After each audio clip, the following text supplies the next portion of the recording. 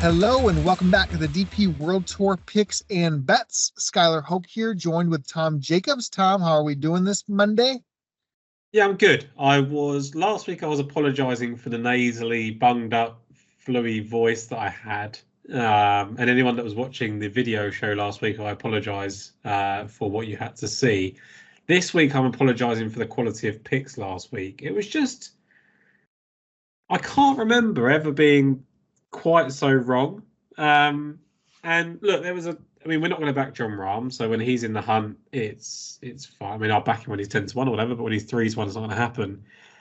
And look, Hidalgo just came out of nowhere, right? Like I mean, he's Spanish, but other than that, there really wasn't too much reason to go for him. Garcia Heredia was obviously a popular pick because of the fact that he'd finished second to Matt Wallace that week. But yeah, I just thought it was a bit of a funny leader. Well, we'd mentioned Grant Forrest a couple of times on the show, and he obviously did finish third in the end. But like Sean Crocker finished third. Now, if Sean Crocker finishes third and we don't talk about him, then I don't know what to do. We talked about David Pooge, and he finished third. Like it's so hard to really. I know we sort of went back and forth from like Hatton and Reed and all those sort of people, but I mean, you were close with Jimmy Walker, right? With sort of big prices, and you had a couple of people up there, but like Jens Farbring and people like that. It was just such a weird tournament, and yeah, hopefully with the Dunhill Links we'll be back on track. And I'm really looking forward to this event. It should be a good one. Yeah, it was a wild one last week. I mean, super happy for Hidalgo. Once you see him, Yeah. I mean, get to watch him, see his swing, his emotion in the mix. Like, I'm very happy he held on in the playoff after missing the shorty on 18. Would have been, devastating to lose that to Rahm. Puig probably threw Sunday away as well, right? He was too clear early. Yeah. So you would have thought in an opportunity like that. I mean, I think the hardest part, and it plays into this week too, it is just incredibly frustrating to try to understand how to bet live golfers when they come into these events. Like, Yeah.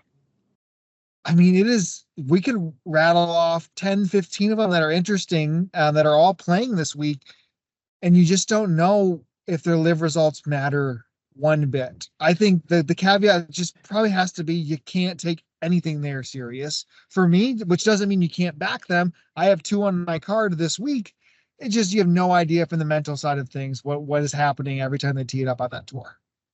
Yeah, it's weird, isn't it? Because there's going to be a player that I've got a couple as well. There's one that I'm going to talk about that I think has really, taken the Live Tour, under his, wing and loved being a part of it and seems to take it quite seriously. But again, his results have been pretty unpredictable, regardless of how I think he wants to win and wants to work hard. But then when you see him play on other tours, he plays really well. And there's always been this kind of thing of like, oh, well, actually, your live form suggests, if you win on live tour, it doesn't mean anything. You're playing against a bunch of, randomers and that sort of stuff. It almost feels like because it's such a condensed field with a shorter format and it's loaded really top heavy, it's almost actually, I think, harder to win on there and harder to sort of prove yourself week in, week out. You've obviously got this kind of team element where at some point you're then sort of playing for a team score whilst hitting the ball individually. It's really hard to handicap, to your point. And I think that my approach now is, look, we've had a full year of international series events. We've had the majors for the guys that have got into it.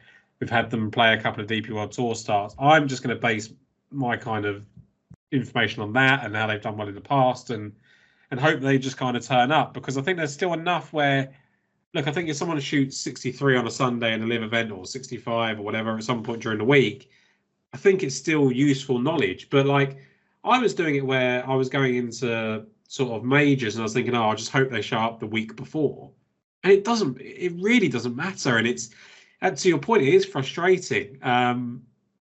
It's frustrating. I think that's going to be resolved soon. I think we're probably going to see a little bit more of what we're seeing over the last couple of weeks, just more regularly. I don't have any info on that or any intel, but it feels like things are moving in that direction a little bit. Yeah, don't know, Sky. I think I'm in the same position with you where it's frustrating. I think it does also spell opportunity, because I think these guys get priced bigger than they probably should be based on live form, because there's nothing else for the books to go by, right? So opportunity, but hard to sort of dissect. Yeah, I think that's a good explanation of walking through. And I think the pricing kind of goes in both ways, truthfully. Like Yeah. having Rom and Hatton and Reed all here, or not Reed, having Brooks here, or Reed is here, just gets us in a spot where you're also going to get some better prices on our DP World Tour guys. I feel like a Hidalgo type of spot. And I realistically still thought there wasn't as much motivation for some of those guys last week. I mean, I don't know why I think differently this week, or maybe it's more price sensitivity to it. But yeah, I think it provides opportunities on both sides because these guys are priced sometimes longer than where we anticipate. And I guess if we go into pricing, I guess the event as a whole, right? Alfred Dunhill Links Championship.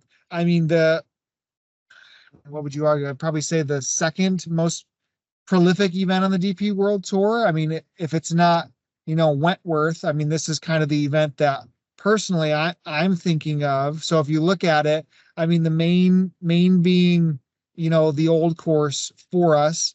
And then I don't want to mistake myself here because then it's Carnoustie and Kingsbarn. So yeah, it's St. Andrews on one of your early 3 rounds and then St. Andrews on Sunday. Correct. For it. So again, it's Monday. I don't trust conditions this far in advance. From what I've seen, though, it doesn't seem to be like a too wild of a week yet. Have you heard any intel on that far out?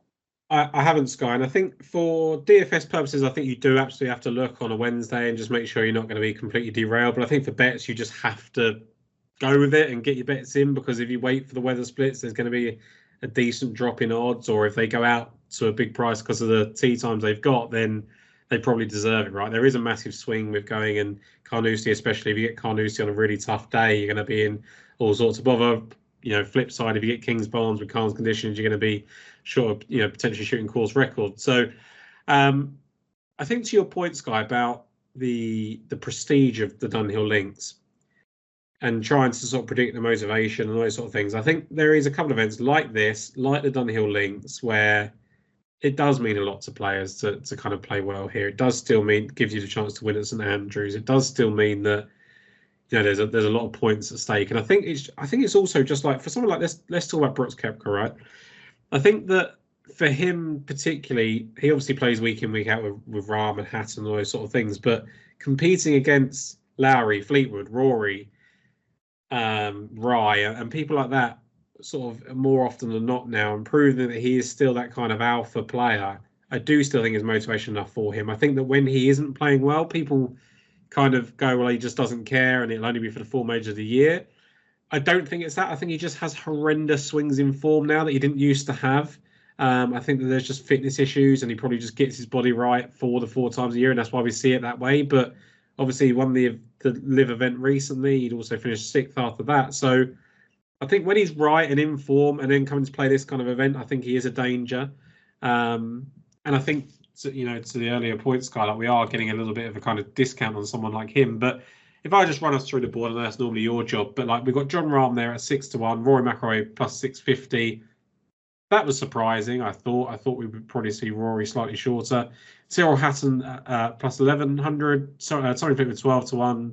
Shane Lowry 20s. Billy Horschel 22s. Robert McIntyre 25s. I don't particularly have any problem with any of those prices. I think Cyril Hatton's got that kind of great course form and event form that suggests that he should be in those prices. Plus, he's still playing, pretty consistently. The top 2 guys are, undisputable. I guess it's that Tommy Fleetwood of 12-1 is just horrendous for Tommy Fleetwood in this day and age, right? But how do you argue with Lowry? I actually thought Billy Horschel was fairly priced at 22-1, considering he is someone that's shown that he can win in bunches, right? One of the conundrums I had, Sky, before we get on to kind of our picks, I actually thought McIntyre was interesting at 25-1. Now, I'm very critical of McIntyre. I hold my hands up, and I've been like that in the past. And I just think he's taken a step this year, winning in Scotland, winning in Canada. And now all of a sudden, I think in my head, there's kind of intrinsic thought, if that's the right word, like of how important would it be to do like a Scottish double to Robert McIntyre? Like if he's going to go into the Scottish Open and Dunhill Links, that kind of changes his life. Not, financially, he's already done that now, but kind of just prestige-wise. And you look at his kind of course form, it's been 26th, 34th, 20th, 25th, either side of a missed cut. He's never been that great here, but I think he would have heaped tons and tons of pressure on himself to do well. And now he's lifted that, I think, by winning one of the Scottish events with the Scottish Open. I think that he can almost take a step back and go, do you know what? I am a fine links player. I do belong among these players. So at 25-1, I was really tempted by McIntyre. Didn't quite get there in the end, as will become clear in a minute, I guess. Yeah, I mean, he's playing what feels like not good golf or like average golf, which old Bob was like, that's a miscut every other event. That's a T30 here and there. And he does that in Europe, and it's a T5 and a T12, which for him just floor. Yeah. Like that's a huge raise in floor. And then you come to this type of event for him. So yeah, of people, it would have been that one for sure. I'm trying to think, where did he end up finishing in that 2022? Yeah, T34 at the St. Andrews Open Championship in 2022. But I mean, you list off all the players, and maybe it's just like the old guard syndrome for all of that. But we haven't talked that Brooks Koepka is 28-1 with those type of guys at what would deem probably his sneakiest major. I mean, he's been pretty darn good in Open Championships, specifically for it. And then you look at his history at this event, right? 3 straight top 10s to close out basically his DP World Tour career. He's publicly came out and said that, this is his favorite course in the world. We're getting 28s over here in the States with an each way. That to me is enough that I have to be backing Brooks. Yeah, and look, I think I'm in the same boat here. There's a couple of players I wanted to pick, and you'll talk about one later on that I like. But I am going to stick with Brooks, because talking of that point of what have they done outside of the form, and look, Brooks isn't playing in these international series events. He's not trying to get these world ranking points because he doesn't need to. But he was 13th going into the weekend at the Open Championship, played poorly on the Saturday. I imagine that was pretty weather dependent. But he'd played okay in parts at the Live Golf UK event, where he was 6th after round 1, 8th going into Sunday. He then won the Greenbrier, pretty comprehensive, 64, 64, 63.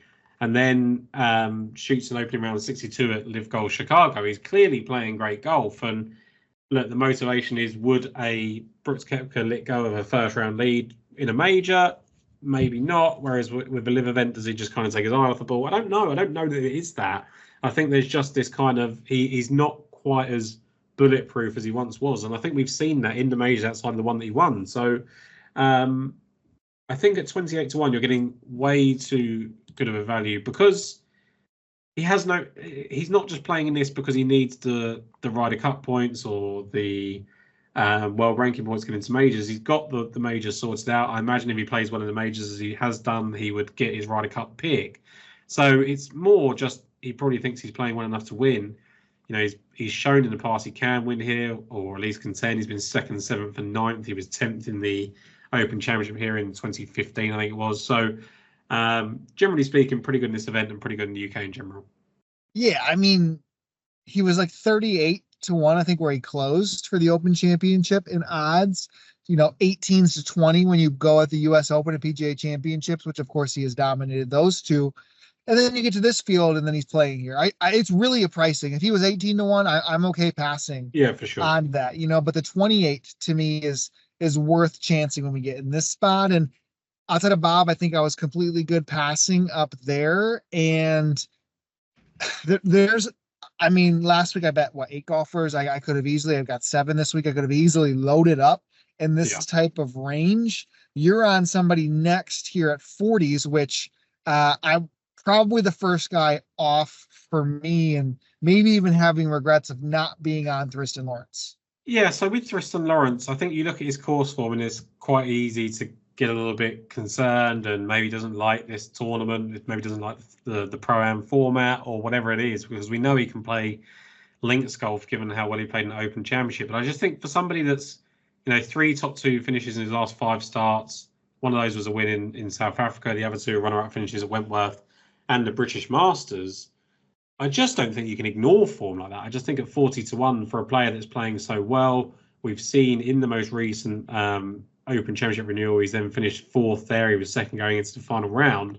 And look, he had, I think, probably a little bit of, favourable draws at points and stuff like that. But one thing I haven't done, and I wish I'd had time to do it today, is dig into those rounds where he's really struggled here in the past, and has he just had really poor draws? Because that can happen. Like his first start at Dunhill Links, he was 11th after round 1, then he shot an 80 on Saturday to miss the cut. Like, did he just get in a really poor, weather wave on the wrong course? And then, the second time he opens with a 75, then shoots 66. Like, I think sometimes with this Dunhill Links, there are players that can just do anything in any type of weather, and they can weather the storm, for a better word, at the Carnoustie and things like that. And that's where players need to improve. But sometimes it can just line up for you, and I think that could happen with Lawrence this week. Obviously, we don't have the tee times and where they're going to start just yet, but if he gets a favourable draw, all of a sudden I think he's kind of 28 to 1, 30 to 1, and I think the 40 to 1 is good value. So for someone that has definitely taken a step in his game this year, I thought the odds were pretty fair. Yeah, I mean, I don't disagree. I think he kind of has a formula of something that I'll talk to a little bit later on long shots that I'm intrigued on, of just the success he's had in certain events this year. The Open Championship, the Irish Open, like definitely raise some eyeballs for me. Now, Tom, I'm going to have a little bit of pivot in this range that we didn't talk in pre-show, and I'm going to have an argument for us on our next selection that we could make. I guess you could throw a third guy in there for you if we have to pick one of these 3 guys here, because all of them are priced 50 to 66 to 1. Yeah. We are both incredibly interested in Nicholas Norgard-Muller. Yeah. To the point that, he's kind of penciled in for me at the moment. You are in on Peter Uihlein at the moment here. And Peter Uihlein has history on the DP World Tour. He has played well at this course, and he's kind of the one I think you're talking about taking a liking to live. Yeah. The third guy that I'm throwing out here, which maybe it's FOMO setting in as I scroll through prices, but after the PGA Championship or the US Open, like if you had to have me rank golfers in the world, I would have been hard pressed. Yeah, I would have been after the PGA Championship. Hard pressed to not see like Dean Burmeister isn't like a top 30 player in the world. Yeah. And, I was super intrigued at that US Open. He didn't actually play the best. He finished 12th at the PGA Championship. And then he was inside the top 20 at the Open Championship for the 2nd year in a row, I do believe. So if you had to rank those 3, how are you ranking them? I would go with odds specific, like if you're betting these guys at their numbers. Yeah, so I'm going to go Uihlein, Moller, and Burmeister. But the Burmeister one's interesting because another player that I think has gone to another level of just, you hear him now like, the President's Cup team could do with Dean Burmeister on. Dean Burmeister's going to be these long shots at major championships that they weren't talking about before. And I think Burmeister falls in that kind of category as well with Thriston Lawrence, where he's actually had a couple of good, performances here with the 7th and 11th, but he's had probably opportunities in the past where he's been in better shape than that and sort of struggled. And I think it's probably more sort of round specific. I just don't know if it's fallen off a little bit with Burmeister, and the only concern I've got with that is like he doesn't have the strong bank of form that Uihlein has. I know he's got the 7th and 11th, but Uihlein's got the better course form. And then when it comes to Moller, this is a player now where, are we viewing him differently this time around because of his recent win? In which case you're looking at a player that has been 3rd after 2 rounds and finishing 7th. You had a player that was 102nd after 2 rounds last year, which obviously put him behind the 8 ball because it was only a 3-round event, and he shoots a final round 63 to finish 37th. Yes, it's a lot easier to do when you've got no pressure and no chance to win, but kind of shows his pedigree, I guess. And I think Moller's been quietly pretty impressive since that win. 36th at the Irish Open, 2nd round 67, final round 69, and then 7th at Wentworth, where he was inside the top 2 going into the weekend and finished 7th. That's why he's so tempting, Sky. Like, I think he's harder to pass up than Burmeister just. And then obviously Uihlein I've gone with, and I'll go into a bit more detail afterwards. Yeah, I think I'm gonna have to stay with Norgard. I mean, it would. Dean's a hard one to pass. Just I think back to that Open Championship he had at St. Andrews was really good. Yeah, But like in theory, I mean, the skill set. Well, I guess they're both really long hitters. I think Dean's chipping is so good, but Moeller's putting. I think Moeller is going to be awesome on the PGA Tour next year. I kind of thought about that a little bit more. Like that bomb and gouge type of play, like should be awesome. But what's so weird is it really hit me at Wentworth. He's doing this at tracks that like a aren't tighter. Yeah, right. Like the doing it at Wentworth and then the Belfry, like is so yeah. weird from the player that he now is or what I've thought of him. But because before it was at Rinkfin, I guess Rinkfin's kind of tight too.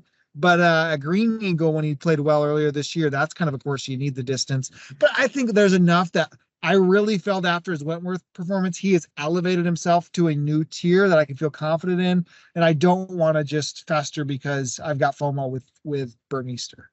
So I think the real line is I think that previously Burmeister probably had the better all-round game. He had that power, but he also had the finesse to kind of hit the approach shots better than Moller did. I think Moller just very much got himself down the fairway, and it was so hard for him not to be good that he kind of built scores that way. But to your point, like 15th at the Scottish Open, 27th at the Danish Championship at home, a couple of really good rounds in Czech, despite finishing 53rd. Then he wins, and look, he shot a final round 72 after playing so well early in the week, but he still kind of held on pretty, nicely. And it's just that elevation from Wentworth. And again, to your point about why is he doing it in these tighter tracks, I think you look at Dustin Johnson and Gary Woodland and people like that would have played well at Valspar and Heritage and all those sort of things. I think we've just historically seen a lot of this kind of, if you've got an opportunity to club down or you can really go at holes that shorter hitters can't on these types of courses, you do end up on the right side of things. So it levels the playing field, those types of courses, but also gives people a chance if they take risks to excel, I think. So yeah, I like Moller, and I would like for you to stick to him for the sake of the podcast. Yeah, I think I'm leaning that way. And I guess I could make an argument on the next golfer I'm on. Do you want to expand more on Uline though? Yeah, so I think with Uline, for me, knowing him, I don't know him. Like I've met him, I've spoken to him, I've interviewed him a couple of times. He's very motivated to do everything. Like I think it's very easy for people to, when you go over and take the money and live and all that sort of stuff, it's very easy to go, well, they don't care. But if you watch Uline's career, he started over here in Europe at the same sort of time as Brooks Koepka. He played Challenger Tour, he played DP World Tour. He then went and played the PGA Tour. He then went back and played the Corn Ferry. He tried to play both tours before COVID and was basically rejected. And then every opportunity he's had to play his international series events, he has. And the most recent one of those, he shot, rounds of 61 and 63, and he wins by 7 strokes against Andy Sullivan, who's a decent DP World Tour player, and Caleb Surratt, who's a growing talent on the Live Tour. Then you look at it, and he's kind of been disappointing since, and to the point of what does the Live form mean? Because since then he's kind of struggled, but final rounds of 65 and 67 at the Greenbrier and Chicago suggest the game is just there. And the 5 starts he's made in this tournament, he's only missed 1 cut. He lost in the playoff to David Howell debut in 2013, and he's been 10th, 18th, and 23rd, I think, or 18th and 22nd since. He's just very good. I've seen him play at the Open Championship. He's got that kind of, all the shots you need to do that. He has spoken to me in the past about when there was like a swing in the UK where you had the kind of Irish Open, the Open. It would take him a while to get out of, it took him a while to get into the links golf and then out of it again. And I guess these events being a little bit further spaced out for him has maybe benefited his game. It might be that he's come over and played in England, won that international series event when he's in good form, and then struggled to get back to the kind of resort friendly live events that he's played. And there's always that's got to be taken into consideration that different players can adapt quicker than others. And I think at 66 to 1, he's a player. I think probably a lot of it, I imagine he's quite a good pro-am partner to have. I think there's a reason he gets invited back every year. He's probably quite affable and and I imagine invites, like him, sponsors, because he's certainly a very likable character, and I think that stands for a lot. Like if you consistently get the same sort of partners, or you get on with every partner you've played with, you're happy just to play the 7 or 8 hour rounds, whatever it is that they take. I think that's a big, half of the battle and why you're consistent here. So, based on the form and just the fact that he's done it a little bit more than others, I quite liked him at 66-1. For sure. And as much as I think you're a little close to the helm with Uline being, podcast guest and friend. Yep. I mean, he kind of fits the bill to me where it's like super frustrating because not that he's not playing poor on Live, but anytime he's played off of Live 3 times this year and he's won, he's finished 3rd and he's finished 6th. I think it's fair to say he's played poorly. He's got one top. Yeah. He's got a 2nd in Vegas, which was February, and then other than that, there's no other top 10s. So it's like a weird. But then you'd trust him in this spot, to just show up. So he kind of fits that bill. And if I could have picked anywhere for him to play well on Live, I probably wouldn't have picked Vegas. I just don't think that's the sort of thing I would have picked him in. And he just has, he's quite British in his style of play, and his chipping's really good, and he gets really streaky with the putter, and he hits it a long way. He's really underrated with his distance, Peter. And I'm quite happy saying that he's been disappointing in Live this season. The first couple of years he was really good, and he stood out, and he was quite a vital part of the kind of teams that he was on. This year hasn't quite worked out for him, but I think he's probably happier than he's been before because he's had the teammates. He's very close to Matthew Wolff, and I think anyone with Bubba Watson is probably going to be a great thing. So, and he would have known Peters from the DP World Tour time. So, I think he's probably in a better place kind of mentally and on the tour, and the game probably hasn't matched up. And I think he's probably maybe been quite hard on himself. He's also got a pretty young family, and he's had that kind of change going on as well. So maybe just being, over in Europe and just being fully focused on golf that week might change things. I don't know. I don't know him enough to know that's the difference. But certainly I know the form he's shown in the past, and it lines up to be having a good week. Yes, 100%. I can understand with that. One more pick under 100-1 on my end. He burned us in DFS at Wentworth, but now that we had more understanding of the situation, Laurie Cantor now can be on my betting card with Daddy Swag, right? He's got the nappy factor to him because he did pull out of Wentworth because they had a child. His wife was due that week. So I actually didn't expect him to be back already this soon. So make sure you do monitor tee times. He should be okay this week if he's in it, and he's right on that cusp of a PGA Tour card. So he needs to be playing these events to close out the year. And the formula that kind of hit on for Thurston Lawrence is kind of what I'm thinking of Laurie Cantor. Laurie Cantor has, we mentioned it at the Irish Open when I was on him, a sneaky Open Championship record, right? He was T25 this year. He was T17 the year before that. He made the cut at the St. Andrews Open Championship. Prior to that, he was T37. He's 4 for 5, 4 for 4 when he's just a pro. I think he was an AM in 2010 when he made his start there. And then he was 4th at the halfway point at the Irish Open before he kind of fell apart. And you put that recipe together for 80-1, and I'm going back to the well. It's somebody that we liked a lot at Wentworth. A lot of people did. Bigger number. He played well at this event last time around too. I believe he was 14th, which was his best finish ever in 23. So all that lining up for 80-1 Cantor, I'm happy to go back. Yeah, I think what's really important with someone like Cantor is he really struggled in this event for years. I mean, he finished 36th on his second start, but otherwise was pretty disappointing, like 4 missed cuts on the 79th. But his game has evolved in the last couple of years. I would say he's actually improved going over and being that kind of substitute player for Liv. I think he's, somehow helped his game. I don't know why. Maybe it's just coincidental that he's potentially matured at his age as well.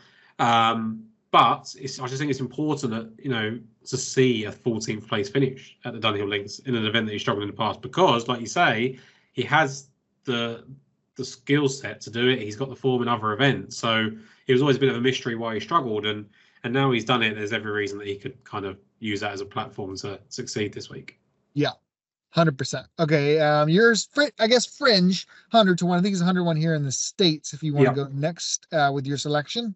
Yeah, I just thought Grant Forrest was someone I've kind of mentioned a couple of times now without having any confidence that he can win. And if I was to say that I was confident in him winning this week, I would say that was a stretch. But I am confident he's going to play well. And it dates back his last 8 events. He really struggled for some reason, Forrest. I think there was a bit of injury in there and probably just a lack of form when he came back. But he's since made 8 cuts in a row. His best sort of performance early on in that stretch was the 39th at the Scottish Open, which kind of showed he was, more comfortable being at home. He then finishes 57th in Denmark, but he was 26th going into the weekend.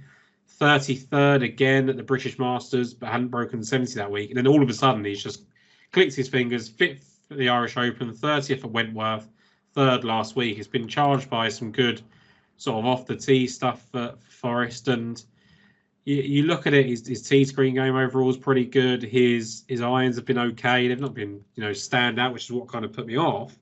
But then you look at his kind of course form here, 41st on debut, but he had a 3rd round 66.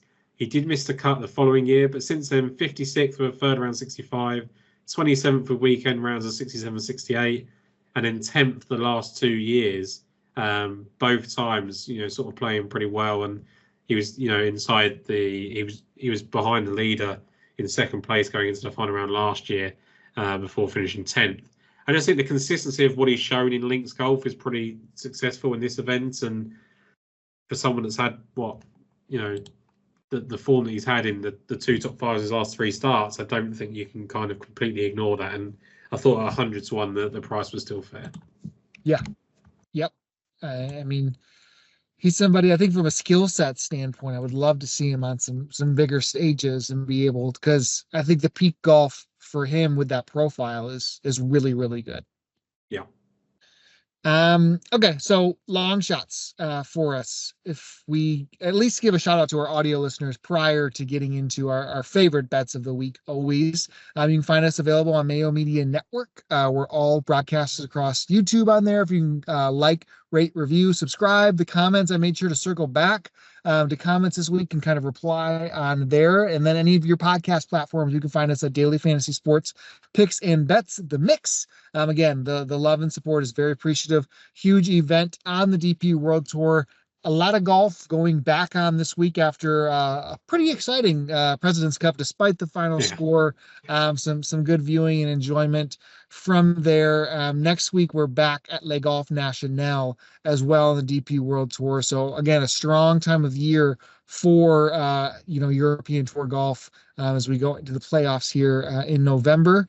So from a long shots, if I go first, so again, I'm rinse and repeating from at least a couple of these guys the same type of form, and they were those who we kind of hit on at the Irish Open, and I don't think ended up selecting or just kind of talked through, but a recipe of Daniel Brown finishing 10th at the Open Championship, 36-hole leader, final group on the weekend, and then miscut T68. Then he shows up at Royal County Down and he finishes 4th there, like absolute nails 4th, And for that, I mean, 66 on Sunday for him. I think there's just confidence for me that right now at this stage of his career, I mean, Dunhill Links last year was his first time that he's played it, T67. Nothing to really write home about, but I think at 200-1, I would be kicking myself more of not being on that for the spot. Also 10th after round 1 and 24th after round 2 last year, Sky. So just really fell away in that 3rd round. And the swings and position changes in this event are obviously quite noticeable with the multiple course format, and obviously not having the full 4 rounds to kind of climb back into. This could very easily have been a 35th place finish if there was 4 rounds, right? So you've got to take, as much as we're talking about kind of live golfers and what they've done over a wider range, I think you've got to take Daniel Brown's larger body of work as you've done with his links form and apply that. So I completely understand the pick.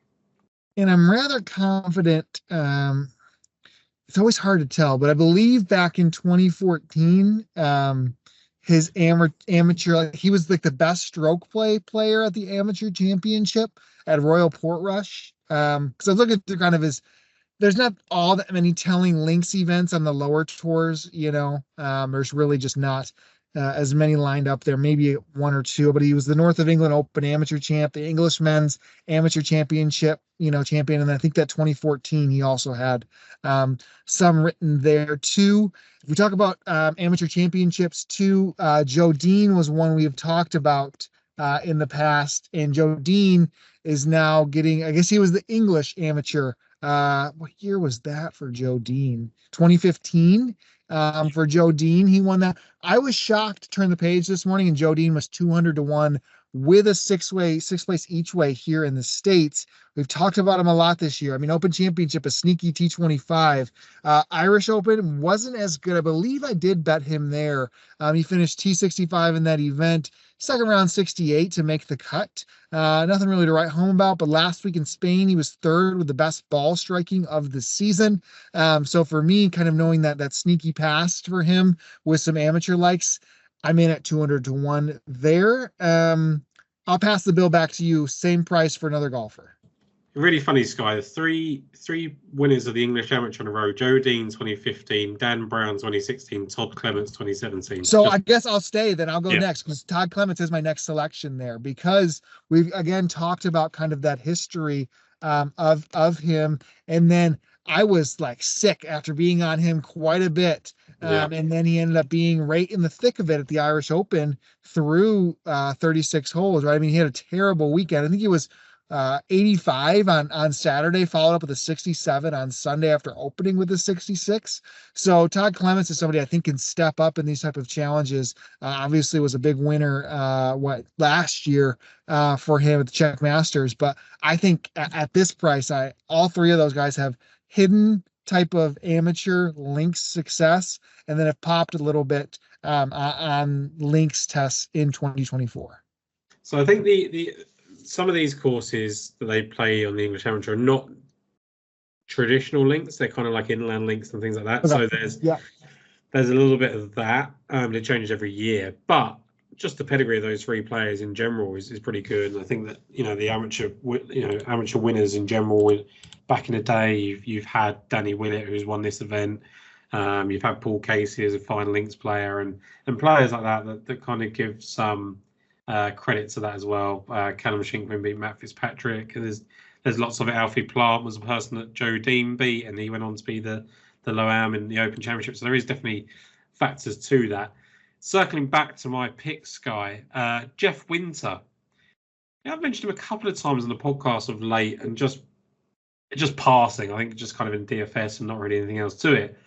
When I look at his course form here, he missed his cut on debut, but since then, 14th in 2021, where he's 5th after 2 rounds, 6th going into Sunday. He was 4 back, I think, of Danny Willett going into the Sunday, but only 1 back of the rest of the chasing pack. So he was right there going into the final round, shot 72. And then last year finished 10th, but he opened 66, closed 65. And when I look at Winter's form just of late, he was 61st at the BMW International Open, but he was 8th going into the weekend, 16th going into Sunday, shot an 81. Missed a couple of cuts, but then finished 27th back at home in Denmark, 33rd at the British Masters, which was solid, 17th at Crown Cercier, where he had second round 67, final round 65, just a poor Saturday there, and then 18th at Wentworth, where he was 12th going into the final round. Sneakily, I think Winter's coming back to that kind of form where he had that kind of rich season, didn't he, where he won and he had a couple of good starts in Dubai and things like that. And it looks like he's warming up into that kind of form again. Think he's okay at links golf based on the record he's got here. So at 250-1, Sky, I thought Jeff Winter sort of made some appeal. Yeah.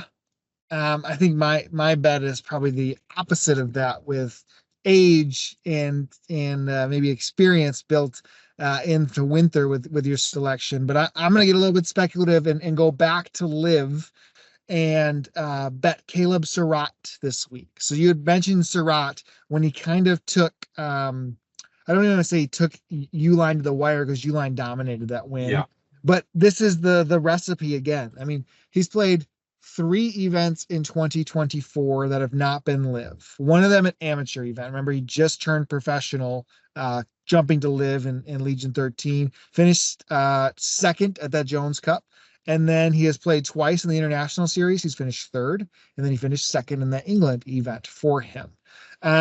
So a lot of that, if I just focused on kind of Surratt in that spot there, I mean, he was on betting cards for me at the Corn Ferry Tour 40, 50, 60 to 1 as an amateur in 2023. I'm not here to think that his talent has been lost by any means of that. But also, what was interesting is the 2023 Walker Cup was played at St. Andrews, and Caleb Surratt was 3-1 at St. Andrews in that Walker Cup where the U.S. won on opposing soil there for it. So that little caveat with Surratt was the reason that pushed me over, especially when we've seen him compete in those other events, because clearly he's not really focused on live, and a 20-year-old with millions of dollars now, like it happens, like that's gonna happen. So maybe this type of event on this type of course pulls it back out of him because he's got all the talent in the world. Well, I think you look at it, and the approach that Liv took was to take these really good amateurs, right? With Surratt, with Ogletree was a past amateur, and Pooge, and it's not worked for them really. Like it hasn't. I mean, Pooge is a great advocate on the other tours, and they can always kind of claim that success, but it hasn't worked for them on the Liv Tour. It hasn't made them competitive in that respect. But to your point, they've probably used it for financial future. It's a little bit like, I guess, like the NIL deal, I guess, in the college game, where they've kind of taken the money where they can, and then run with it. And I don't know. It's really tough, isn't it? It's tough to know kind of what the thinking is. Why do you want to, why are you more motivated to play well in an event where you're not going to get paid as much? Is it the prestige of Dunhill Links? Is it because the international series events, they're not boosting their profile or really giving them, they're obviously helping their world rankings. The Uline climbed a decent amount up from the international series event, but so it does do that, and I guess that's the motivation. But you would still, I think, if I was paid hundreds of millions, right, regardless of whether it was guaranteed or not, I feel like I'd still want to earn it. I feel like I'd want to kind of show up. And I guess that's for someone that hasn't had that deposited into their bank account. It's a lot easier to say objectively. But I do think there are players that will be sitting there going, and I almost don't know if that's the problem, Sky, of like, okay, I really want to justify why they spent all this money on me. And they almost kind of push themselves too hard. It's either they don't care I've been paid and whatever, or it is that, like, actually, I'm trying to live up to this. I want to stay on the team for as long as I can, and those sort of things. Maybe it's a little bit of that. So I don't know, but I love the fact you've dived into that Walker Cup there, and yeah, I think talent wise, he makes a ton of sense. Yeah, if I could have bet a lot down in this range. I think Surratt was always kind of the one sticking out for me. If you kind of looked across the other tours, Yurav Premral, I believe, right, is the one who is dominating the Sunshine Tour. Right now, he's deep down the odds boards. I mean, he's going to come in a win, a second, and a third so far. I'm trying to think. There was another one. Let me pull it up. Oh, I thought Patty Harrington really shocked me at Wentworth, how well he played. Especially because his irons were like really good there too. Yeah. So he was somebody that I was like, man, is that for real? Where's the one that I'm missing? Oh, Zhang Samson Yoonhee, who he was like a top 15 amateur, headed into the end of the college season this year. He has had 3 professional starts so far, or 4. He finished T66 on the PGA Tour of Americas, missed the cut in his first international series event, and then has gone 4th and 2nd in the next 2 events for him. So he tried to play in that Livs promotion last year. Don't think he did all that good. Was pretty decent in the Asian Pacific Amateur the year before. I mean, his odds last I saw wasn't even listed. Do you see him listed anywhere in the odds market? Let me pull up one more. Zhang, I think some books have him priced with Zhang as his last name. He is 400 to 1. So I think for me, I'd much rather take the shot at Surratt at 350 in that spot. Yeah, I get that. It's funny, the guy that beat him in that playoff when he was second was Steve Luton, who's like a 41-year-old Englishman that just plays in Asia, and he won this year. But He's in this event too, Yeah, Lewis. yeah, and that's like I It's think so this field's weird because it has a bunch of the Australia guys too that are in yeah, it that haven't played since. I feel terrible for them because they haven't played since March, and they're yeah, probably getting spot starts off of order of merit from like yeah. good early seasons in Australia. But yeah, tough. There's a couple of players that I thought were interesting. I think I didn't get there, but I thought Neargard Peterson at 100 to 1, Yeah, considering how the appetite of what people have been like to bet him, I thought was pretty fair because if you look at kind of his form on the Challenge Tour, there's been some good stuff in courses that you would like for this. Again, to your point, there's not a whole lot of link stuff, but the Irish Challenge, he was fourth going into the weekend, finished 27th. He then finished 19th at the Danish Golf Championship at home, won the German Challenge, and then last week finishes 13th in the Open d'Espagne. And he actually played in this event last year, finished 22nd with a final around 65. So I thought that was semi-interesting. Freddie, John Perry was good last week too. If we talk about the guys yeah, who won 3 times in the Challenge Tour, Perry was really good with the irons. I think he played this event last year too and did fine. But yeah, he's someone we got to keep an eye on. yep, for sure. And I think also Freddie Schott is someone who, we've talked about him multiple times. I think he's quite a big hitter. He was 43rd at the Czech Masters, but he was 10th on Saturday, 12th going into the final round, made the cut at the British Masters. And then all of a sudden, 17th at the Irish Open, 13th going into Sunday, 13th last week at the Open d'Espagne. And then when you look at his form here, you'll see one start and a really poor finish. But he shot 68 in round one. He just fell away after the 2 rounds. But for someone, if he gets the right course and the right weather conditions, I think that could be the kind of first round leader shout for Freddie Schott. He just looks like a player that can go low. We mentioned Sean Crocker very briefly at the top of the show. I think he's played some good stuff on these types of courses before. You mentioned kind of in passing, like Jens Fabring like had a random week, but Yeah, like he's played 4 events.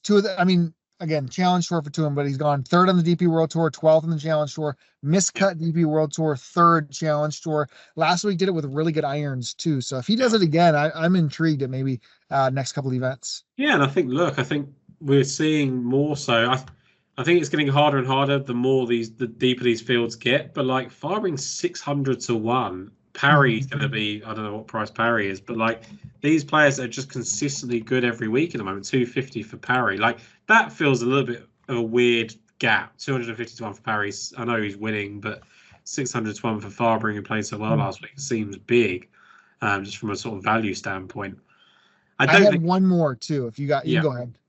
I was going to say I don't think these guys are going to win, but I do think it's worth kind of having a look.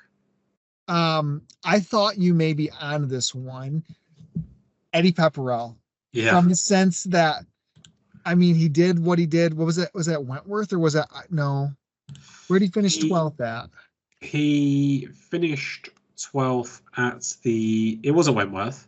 So he But finishes 12th at Wentworth, and then he hits the irons amazing in 2 rounds last week.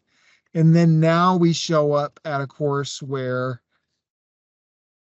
I mean, if you think, I mean, Eddie was 11th in total strokes gained approach last week, and he played 2 rounds. Yeah, He was, I guess on the lane, he was 4th in round 1 and 21st in round 2. he will at some point, Eddie Pepperell, pay off some faith that people will pay him. I just can't be the guy that backs him every week because you're going to have to do it every week to figure out when he's going to do it. Like I went through the sort of process of, he'll play well in Ireland because he always does. He does pretty well at Wentworth. That was the week we sort of put him and Baldwin up as kind of DFS plays. And all the cards point to him playing well again this week. It's just Eddie Pepperell, and I think he can just shoot 80-80 because it's just so hard to predict, right? So any sort of confidence is not there, but by the same token, the skill set and the kind of course form is. So it's a play for if you wanted to make kind of a cash play on DraftKings and put some of these kind of guys, I think like Neargard Peterson and Pepperell, and there's a couple of guys like I looked at Tom McKibben, I thought he was playing consistently better now. Jordan Smith playing well. Soderberg's got form here.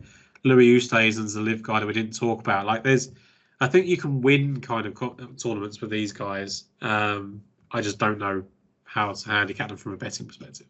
Yeah. I mean, the last thing that I really have is I can't believe Jimmy Walker didn't get another start here Oh, because, I mean, as laughable as it was to bet, you know, 45-year-old Jimmy Walker last week, he was freaking good. And yeah, if he could have made a couple more putts, he would have cashed that top 10 pretty easily. Didn't drive it all that well at all. So then you get to a test like this. After he was a top 10 at a links course, man, I would have been all over Jimmy Walker. I looked for him at the Sanderson too, and he wasn't in there either. I was like, man, we need another spot to bet Jimmy quick. they've let Jimmy down with the schedule, haven't they? Yeah, sad. Sad, sad. Okay, well, let's go back through betting cards, Tom, if you want to go with yours first. Yeah, so I've got Brooks Koepka at 28-1, Thriston Lawrence at 40-1, Peter Uline at 66-1, Grant Forrest at 100-1, and Jeff Winter at 250-1 for me this week, Sky.